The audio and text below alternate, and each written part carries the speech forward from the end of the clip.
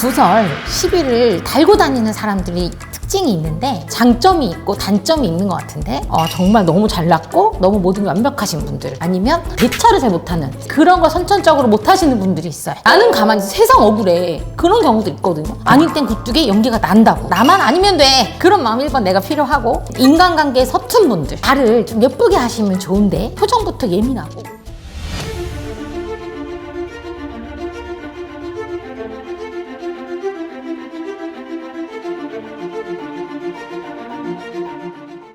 안녕하세요. 네, 안녕하세요. 네, 선생님 잘 지내셨죠? 네, 잘 지냈습니다. 덕분에. 정말로 오랜만에 뵙습니다. 네, 이 영상 찍을 시간이 없어서 못 찍었어요. 그동안 좀 어떻게 지내셨나요? 매일 똑같습니다. 아침에 기도하고 점사 보고 또 쉬는 날 기도 가고 그렇게 살고 있습니다. 저 맨날 점사 보고 있어요. 많이 기다리시더라고요. 영상 언제 올라오냐고. 맞습니다. 네, 감사할게요. 기다리고 있었습니다. 네, 감사합니다. 이번 시간 주제가 네, 구설. 네, 항상 사는 사람들이 있거든요. 그렇죠. 그 사람들의 원인과 네, 특징이 뭘까요?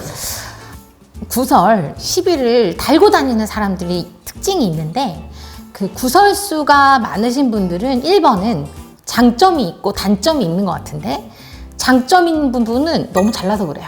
내가 너무 잘나고 모든 게 완벽한 거야. 그러니 남들이, 특히나 여자분들은 여자분이, 남자분들은 남자분이 뭐든지 다 잘해. 그럼 얼마나 얄미워요?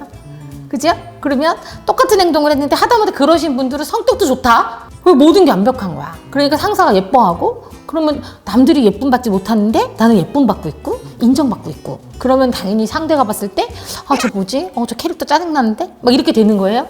질투네요. 그쵸? 근데 여자분들이나 남자분들 보면 정말 구설이 딸게 따라다니는 사람들 거의 시기 질투가 많아요. 그래서 제가 그 손님 중에 구설이 너무 힘들어요, 막 이렇게 오잖아요. 그럼 제가 뭐라 그러냐면 잘나서 그래요. 그리고 누가 그렇게 잘나라 그랬어? 왜 뭐든지 완벽하래? 이렇게 얘기를 해드릴 정도로 그런 분들이 구설 시비가 많고요.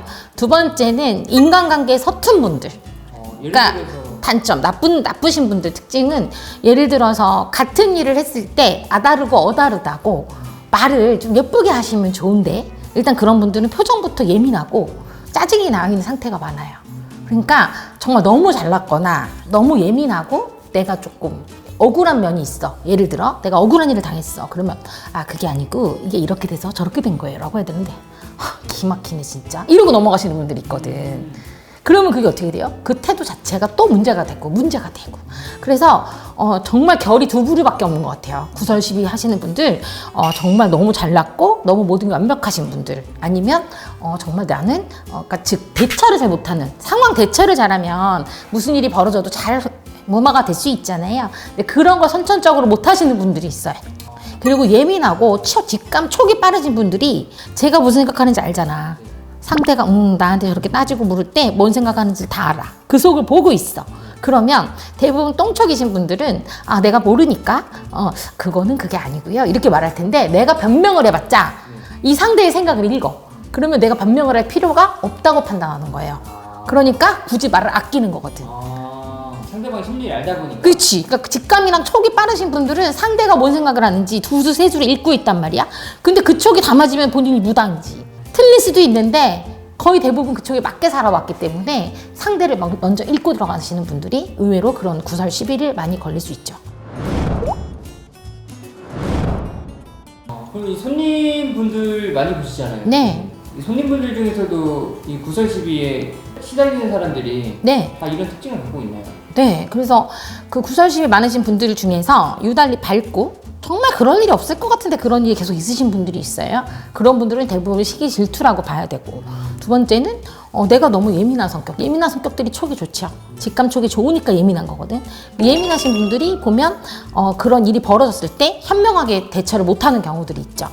그리고 왜 나는 가만히 있어, 세상 억울해, 그런 경우도 있거든요. 아닐 땐 굴뚝에 연기가 난다고.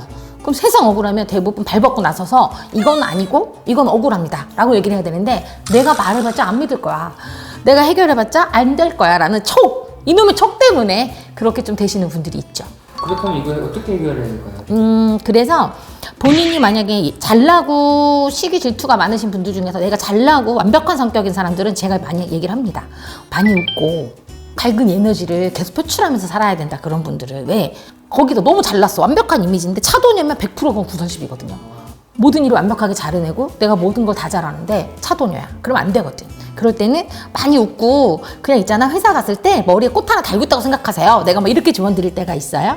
그런 분들 그렇게 하는 방법이 있고, 또 하나의 방법은 내가 예민한 성격이고 내가 정말 누구랑 언쟁하기 싫고 논쟁을 하고 싶지 않아. 그래서 나는 그냥 내 할 일만 열심히 묵묵히 하는 사람이 있어.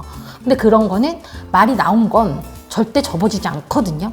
나만 아니면 돼도 되는데 그걸 본인이 스트레스 받잖아. 내가 아닌 얘기가 나오는 걸로 힘이 들어 해. 그러면 그거는 해결을 해야 됩니다. 그래서 그 상대방한테 좋게 자기 뭔가 오해를 하고 계신 것 같은데 이 부분은 그거 그렇지가 않다라고 짚고 넘어가 줘야 될 필요성이 있다. 그래서 그리고 평소 회사 생활할 때 대부분 구설십이 많으신 분들이 너무 아부를 많이 하거나 너무 안 하거나 둘 중에 하나입니다. 중간이 없네요. 중간이 없죠. 네, 그래서 아예 완전 뻣뻣하거나 아니면 정말 너무 그거 얼마나 얄미워 그러면. 왜 그거 뭔지 알겠죠? 그래서 조금 조절을 할 필요가 있다. 사주적으로 구설시비가 따르는 사주들이 있어요. 그런데 내가 그런 얘기 하죠. 저도 미래신녀가 됐는데 막 저에 대한 후기가 올라가고 저가 원하지 않는 평가를 당하고 있고, 그게 뭐예요? 말 그대로 그것도 구설이잖아. 말이 도는 거잖아. 좋은 뜻이든 나쁜 뜻이든.